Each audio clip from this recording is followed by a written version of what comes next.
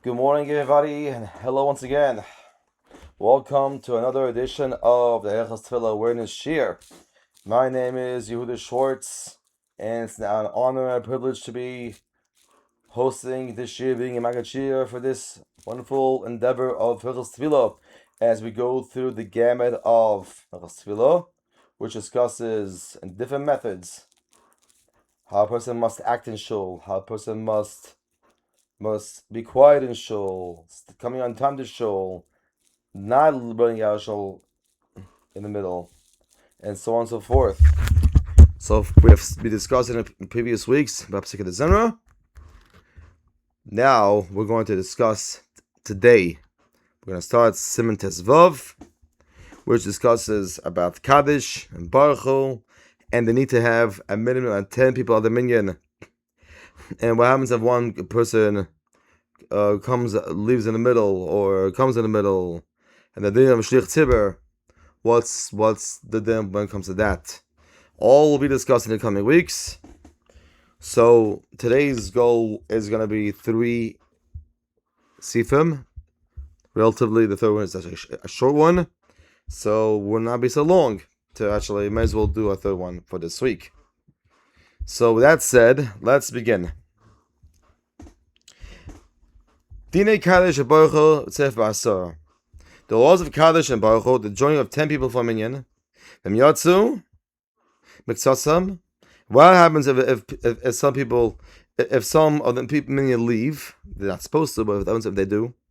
And then Shlich Tzibur. And the din of Shlich Tzibur, and there's 13 sifim. So we're going to probably do 3 this week as mentioned, and the other weeks we'll probably focus on just 2. Okay. So the leader, just to remember what's a Shlich Tzibur, actually. The leader of the one who leads the davening, the Shlich Tzibur, is an abbreviation for Shlich Tzibur, Shatz. A chazan, literally, agent of the congregation, is appointed by the congregation to represent them with and lead them in davening. Familiarly, he's referred to as a chazan of the shul. In Sephardic terms, it's chazan. Now, Sif Aleph. After we say Yishtabach, the chazan says a half a Kaddish. When Kaddish is decided as part as a davening rather than at the conclusion of davening, so the recitation is concluded with Damir Ma'om V'mi Amen. That's a half Kaddish. The shorter version of Kaddish contains only the portions beginning with the words Yizgadol and Yizbarach. Those 2. Continue. Kaddish Baruch Hu Kaddish Baruch Hu Kedusha cannot be said. The Ein Komer Torah, it cannot read, and they cannot read the Torah. Ella Ba'asah Nashim Gedolim, except in the presence of 10 adult men.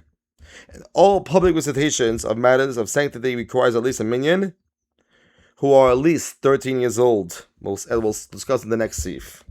The chazan repetition of the Shemaz is also considered a matter of sanctity, due to the kedusha we said in there, according to the Mishnah Berurah, Daf Amsim Mem Hey Sif Hey. Continue. If the 10 men were not present by the time we say Yishtabach, only after Yishtabach there was 10 people. Lo Yoma Hashlich Tzibur Kaddish. Again, Lo Yoma Hashlich Tzibur Kaddish. The chazan should not say Kaddish. Ki Ein Amim Kaddish, because we don't say Kaddish. Except for only which there is a sign for 10 men, only for 10 men.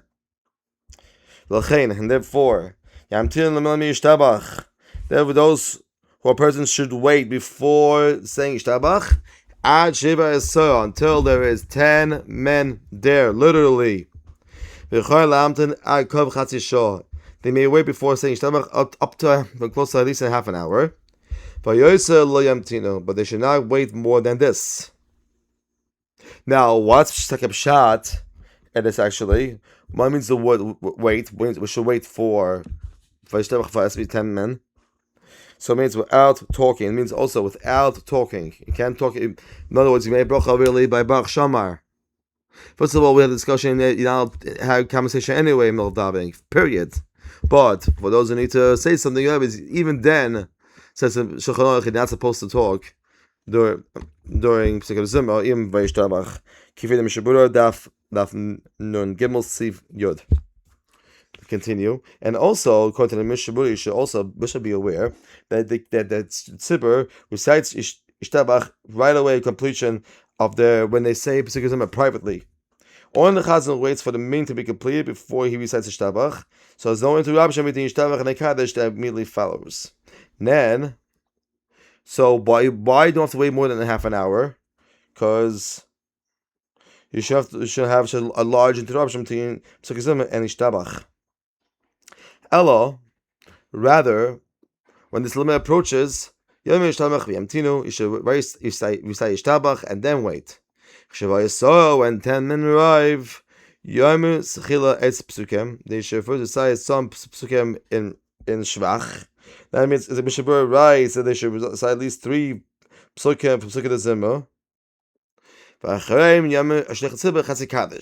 And after reciting those psukim, the Chazan can say the half Kaddish. Continue. Sif base. Godahenu. What means an adult? What means shloish eseh shana. One was past 13 years. And he's entered his 14th year of his life. When one reaches this age, we can find an assumption that we assume that he has grown away 2 hairs necessary to qualify him as an adult. So why? And a boy becomes an adult when he reaches 13 years of age and has grown 2 public hairs. For all that matters that pertain to rabbinic view, we assume that when a boy has turned 13, he's already grown these hairs. This assumption holds even the hair is not extant. But we assume that he has grown, that Guma fell out. Since the requirement for Tefillah is a Badarabanan, a 13-year-old boy may be counted towards the meaning for davening. Kefid and Mishaburus Simen Nunhei, Sif Lamed Aleph, and then Sif Lamed Tesem Mem. Let's continue. Keep going, for example. Now what means he has to be 13 years old? What does that mean? And going to the 14th year of his life. For example, keep going. The boy was born on Chodesh Nisan, in the first day of Nisan. And as a Chodesh Nisan, he doesn't become an adult until Chodesh Nisan. That means the beginning of the night of Chodesh Nisan, at 13 years after his birth. Not a girl, he becomes an adult. The 13 years are not calculated from the time of the day he was born, but from the calendar day of his birthday. Therefore, since the Yiddish calendar begins in the previous night, a boy becomes an adult at the beginning of their 13th birthday, regardless of the time of day he was born 13 years earlier. Let's say if a boy was born during the day, right? He doesn't turn 13 during the day, he turns 13 at night, the night before of his birthday. The night before itself, meaning if a boy was born on Chavtes Iyar during the day, he becomes by mitzvah Chavtes Iyar at night already. Continue. Now the system of the Jewish calendar provides an additional 13th month to be added to certain years at regular specified intervals. An additional month of Adar is inserted, and 2 months of Adar is called Adar Rishon and Adar Sheni. The regular year is called Shana Pshuta, a regular standard year. The leap year is called Shana Beres, pregnant years. Now, Mishalai B'Chayish Adar. One was born in the month of Adar. Kishoyz Shana B'Shita, when it's already a standard year. Ikshanasa Godla Shana Beres, the year which he becomes an adult in the leap year. And as a Godla Adar Sheni, he doesn't become an adult until the birthday of the second Adar. The first Adar is an added month, and it's not considered the real Adar for the purpose of these calculations. Alva was born in a leap year in the first Adar. Then he becomes an adult in the first Adar. That means if a boy was born during the actual leap year, and during the month of Adar, the first Adar, he can become a mitzvah on Chodesh Adar Rishon. And if the year he was born was a leap year, and the year that becomes an adult, 13 years old, is a Shana Pshuta. Bein Shana Isha and Bein Shana Sheni, whether he was born on either Adar, Adar Isha, Adar Sheni. Nas a Godok B'Yom Zeh Adar Shel Shein Ato. Comes an adult on a date he was born at a present Adar. Nimtza, and emerges. Keep on him. There are times it can happen. That a boy was born before his friend. His Ache Yosef Yas Godol will become an adult later. From this fellow that was born after him. Could go on, for example, when the two boys were born on a leap year. One kid was born on the 20th of the first Adar. Another kid was born on the 10th of Adar Sheni. And the year which they become adults is a standard year. So in other words, the boy was born on Chav Adar Rishon. It's older than one born at the 10th of Adar Sheni. However, in the event that the year that they turned 13 is a standard year, it's only one Adar, they both celebrate the birthday that same year. The one was born on the 20th Adar, but one becomes an adult only on the 20th Adar, 10 days after the younger boy. Interesting fact over here. One more Sif Gimel. Tzichem Yazar. One must take care. Not to take a head count of men to serve as a minion. It's also to count the Yidden, to get head count, even for the mitzvah. In other words, you can't say 1, 2, 3, 4, 5, 9. I'll say that whatsoever. Chsev says the Shmuel.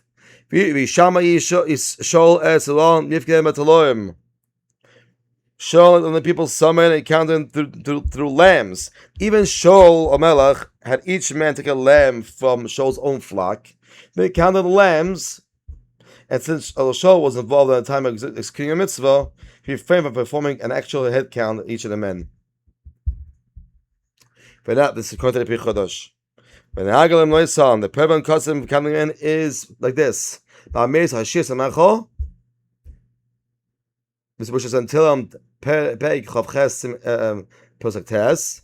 Jeshua Sertebers, it has 10 words. And what's the other words? Hashia es amecha, Uvorech es lachasecha, Ureim Benaslem Adoilam. Again, Hashia es amecha, Uvorech es lachasecha, Ureim Benaslem Adoilam. That's the only way a person is allowed to count people, or any, just in general, a person is not allowed to say 1, 2, 3, because what happens was it could be an Einhorror, as it was, and in the Midbar, also, they didn't count this either. They counted by coins. They didn't count by numbers. We'll stop over here for this week, and we're going to finish the shiur with chapter 9. Very short chapters, therefore we're going to do the whole thing, most likely, Mr. Hashem. Changing was predestined. This is the sefer once again of Tefillah with meaning. Hashem knows what is good for us, which is why many people feel that Tefillah is pointless. If I have it, that's from Hashem. If I don't have it, that's also from Hashem. People also wonder how Tefillah can change something that was already preordained, such as health and wealth. If a person is meant to suffer pain because of something he did, how is Tefillah going to change that? In addition, the pain is viewed as an atonement for sin. How then will Tefillah remove the pain? Tefillah doesn't change the will of Hashem. However, when a person davens, he is humble and is not the same person he was before. Therefore, even if pain is supposed to decree on him, that decree was for his previous state. Now that he davened and became a new person, the decree no longer applies. If before a person davening he was not deserving of salvation, after davening properly, he becomes deserving. Through davening, he renews his connection with Hashem, and therefore he can be granted a Yeshua. And the first one, R Cheskel, and also see Maras Brachas 6a, which it says the lady davened so much that she turned her male child into a female. In other words, she was supposed to have a baby, another baby child, and ended up getting Dina. Further by any tefillah regarding noyach al tefillah would have saved the generation. Let's continue. The Gemara in Kota and Dav Chav Chesam Alav says that the lives of one's children and lives is not based on merits by Masel. The Mashah Pesach Shabbos also says that the tefillah one can change the Masel for good, to good. Hashem wants us to be aware of Him. He sends us illnesses and other challenges not because He wants us to be sick, but because He wants us to wake up. When we say, "Please Hashem, heal us," we are saying, "Don't you realize that we are aware of You?" Because of this awareness, please grant us our request. In essence, we are doing what Hashem wants. When we wake up and nothing hurts us, we should thank Hashem. If we do so, we won't need any reminders. Unfortunately, people do not pay attention to the reminders that Hashem sends, so He sends additional reminders. This is according to a Vigdim on Tefillah. Some commentators say that Hashem and His will never changes. Davening clarifies in one's mind that Hashem is the ruler and everything is in control. This humbles a person and brings him to tshuva. And tefillah, therefore, does not change the will of Hashem, but rather brings a person closer to Hashem. And this causes Hashem to bestow goodness upon us. The Nesiva strongly disagrees with this approach and contends that tefillah certainly does work in the realm of Hashem's will. We cannot understand how we are able to find favor before Hashem through tefillah. Just as we do not know how tshuva transforms midas in the Mesurachamim. Nevertheless, it is one of the rules which Hashem created the world. Tefillah causes acceptance. One must daven, and only after that can he receive Hashem's bracha. The Maral brings down that tzaddikim had the special ability to turn the Mitzvah to Mitzvah. The Ramban maintains that one must realize that and believe that tefillah works by understanding that Hashem can perform miracles. And when we daven, we recognize and appreciate Hashem, and we realize that what causes us to sin, and subsequently do tshuva. There is no greater way to fix a sin, and now we are afraid to continue sinning. Therefore, after davening properly, the gezer can be removed. What's now bracha versus tefillah? When we recite a bracha, we are taking what is already in existence and allowing a bracha to come through. A bracha allows us to access what is already there. Without a bracha, the source may be blocked. Tefillah, however, is different. We say Yiratzoin, may it be in the will of Hashem. This is a very interesting way to make a request of Hashem, since we are asking Him to change His will. Tefillah creates something new. However, it is not a change of Hashem's will, but a change of us, in us, which means we are a different person than we are before. We should not think that the more we recite the words of davening, the more we will accomplish the goal of tefillah. But the purpose of tefillah is to daven to the point that Hashem will open the gates of bracha.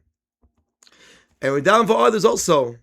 As mentioned, when someone dawens for himself, he becomes a changed person, and his sickness may be removed unless Hashem has other plans. However, how does it help to daven for others? When people daven for someone who is sick, be it a family member or someone from Klal Yisrael, the sick person hears about this and is uplifted. This causes it to become a better person, even if the end result is not what he hoped for. The merit of those who recite Tehillim from stays with the sick person after he leaves this world. These people are considered his students. And finally, tefillah is for everyone. One of the main tricks of the Yetzer Hara is to tell a person that he is not worthy of davening to Hashem. He thinks, I know what I have done and what I'm all about. Why would Hashem want me to turn to Him and daven? He is aware that Hashem knows what he did last night, and he was thinking a half an hour ago, and what he was saying with the same mouth is which he's supposed to daven now. He believes that if he recites the words, fortunate are those who dwell in your house, and Tefillah chapter Pei Dalad Pasuk Hey, Hashem will respond, I know exactly what sort of depraved low life you are, so why are you in my house? This person does not know how to return to Hashem. He feels so embarrassed that he cannot look Hashem in the face. He believes that he deserves nothing from Hashem. This mindset causes a person not to take tefillah seriously. And one must realize that it does not make a difference what situation he is in. Hashem listens out his tefillahs. Even if a son is far from his father's path, when the son wishes to talk to his father, he will listen. One should not think that he is worthless and unable to stand in front of Hashem. If he is embarrassed to look at Hashem in his face, he cannot daven properly. We are meant to face Hashem in shul. If people feel uncomfortable doing so, the shul can become a big circus. They'll spend their time in shul doing other things. Talking, walking out, coming late, and acting like small kids. Hashem allows us to daven to Him no matter where we are spiritually, and that should make us feel privileged to daven to Him. We should realize that anything we get is more than we deserve. If a king asks those in his kingdom to request something of him, he will listen to those who are less fortunate. How much more so does Hashem listen to those who feel they are inferior? Bnei Yisrael were in such a low level in Mitzrayim. Many of them did not even perform a mitzvah of milah. But still, even though the goals should have been longer, when they shouted to Him, davening, Hashem answered them. There is a help in this chus that we continue to do this year on a weekly basis. Twice a week we should have, we can bench it, but Berasa, Hatzlacha, Gesund, and those in the kids, those who need to get married, those who need children should have children. And the ikar is, let's keep in mind to daven, to come on time, not to leave in middle, and not coming late either. And no talking in shul. That's how it should be. Have a wonderful day.